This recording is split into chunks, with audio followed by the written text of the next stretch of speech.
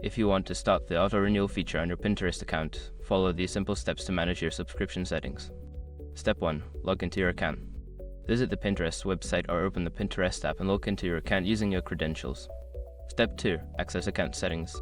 Once logged in, click on your profile picture in the top right corner to access your account settings. Look for the settings option in the drop-down menu. Step 3. Navigate to billing. In the settings menu, find and select the billing or subscription section. This is where you can manage your payment methods and subscription details. Step 4. Manage subscription. Locate your current subscription plan. There should be an option to manage or edit your subscription. Click on this option to proceed. Step 5. Disable auto-renewal. Look for the auto-renewal setting and toggle it off or select the option to cancel your subscription. Confirm your choice if prompted to ensure that auto-renewal is disabled. After completing these steps, your Pinterest subscription will no longer auto-renew. Make sure to check your email for confirmation of the changes.